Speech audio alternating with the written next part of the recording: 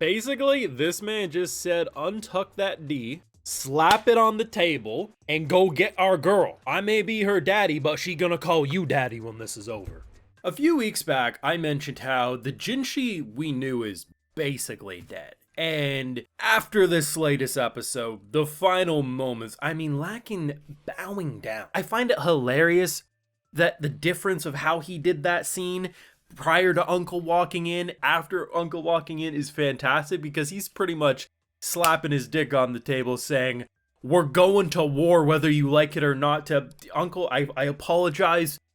Please, let's go to war, sir. You can no longer be the eunuch. The Moon Prince must rise. And the idea that Jinshi has had this persona, this pretty boy eunuch who just kind of does his thing, sits in the shadows, and, you know, for the most part, seemingly enjoys his life. But after this episode, and after the weeks of buildup of Mao Mao being kidnapped and everything needing to change, not only just to rescue Mao Mao, but to stop a planned, like, Armageddon assault. I mean, they're developing new guns, like, the war is on their doorstep.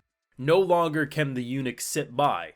The figurative speech of slapping your dick on the table is this kind of like, you're asserting your dominance, you're saying, I'm in charge.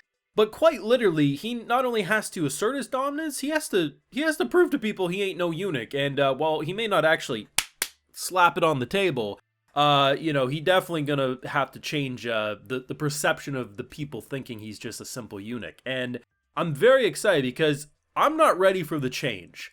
Is he still going to be an amazing character? Of course. He could potentially be an even better character than where he was for all this time. But the amount of uncertainty and unpredictability of Jinshi's character going forward is fantastic. And I love the idea that rather than just immediately going explosive, grab our guns, let's do this, they had their fun initially. I mean, Lakin literally destroyed a giant-ass gate when he heard his daughter was kidnapped. I still don't know how he did that, but as I've said before, I'm waiting for the bazookas in both arms and him just rapidly firing because you know damn well he has the determination to invent them. But the idea of just bringing in the daddies.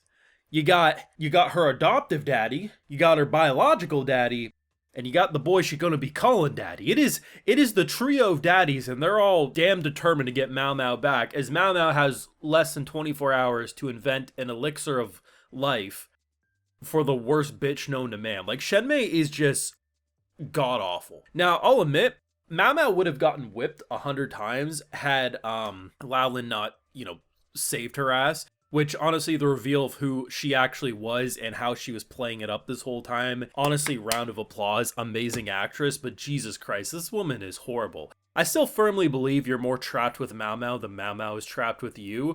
Mao Mao has the chance to do the funniest thing ever, though. And it's not even about, like, you could, in theory, poison it and make a poison that takes a long time to kick in. And, you know, of course, she'd have her taste testers and they don't drop dead and you could kill her. But Mao Mao's not really that type of person. But it would be incredibly hilarious if she just gave her water.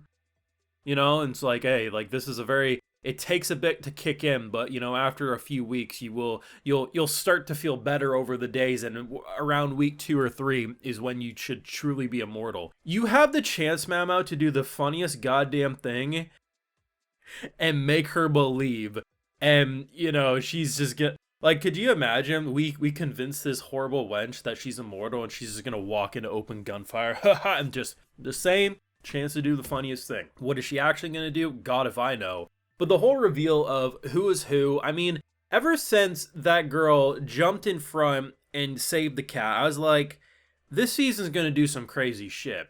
But to reveal who is actually who Laolin is, who Shenmei is, who's everyone is in relation, and how we are essentially in a goddamn prison that has some of the best defense I think I've seen, because it's not just simply that, oh, they got a nice wall, they got bars on their window. No, it's the fact that there's only one entrance that you can get in, because they're surrounded by mountainsides. Like, you can only enter through one way, and that makes it very dangerous for anyone trying to barge in. But either way, fantastic stuff. And honestly, despite the ominous energy at the end of last episode, they surprisingly did okay. Unfortunately, the only person who didn't is the bastard child. So, Shenmei, being the wonderful woman she is, I say that with the utmost sarcasm. Basically, if there's any excuse to beat this woman because, well, you may share the same father, but you don't share the same mother, so you're the bastard child, and I'm clearly above you. Just fantastic. One gets thrown into the royal palace to rise up the ranks. The other is nothing but a lowly servant. Wow. Just the fact that she not once but twice backhands her, I'm just like, this. If there's ever been an opportunity to be justified that you pulled a gun on someone, this one's getting up there in situations. But great episode.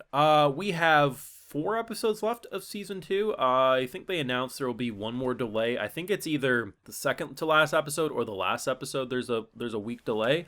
But either way, it's all fine. I mean, we know we're getting a season 3. I mean, I was actually looking at one of the charts recently. I'm not sure if it was like the latest light novel volume or whatever. But it was like literally #1 in outsold slime. Like, I think it was like the latest volume sold like 400,000 copies, or there's 400,000 copies in circulation and has been sold total, whatever. Either way, this show's mega. Like, the anime breaks records. Like, it does insanely well simply on TV stations alone. The light novel be selling like goddamn hotcakes.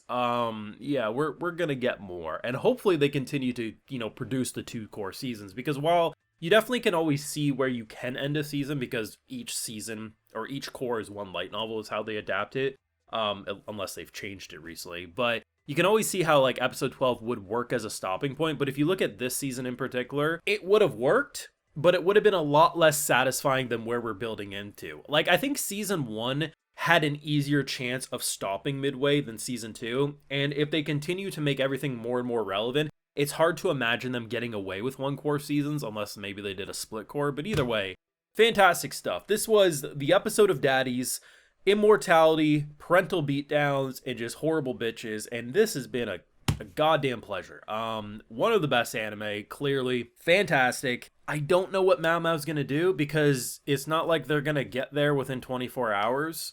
So she's got to give her something, but I imagine giving her anything that doesn't kill her could, in theory, make her think she's immortal. Unless she starts, like, stabbing herself, but immortality doesn't necessarily mean you won't bleed, right? Like, it's hard to test. But then again, she might say, servant, drink whatever you gave me, give me the gun and fire. So if that doesn't work, rip bozo, who the hell knows?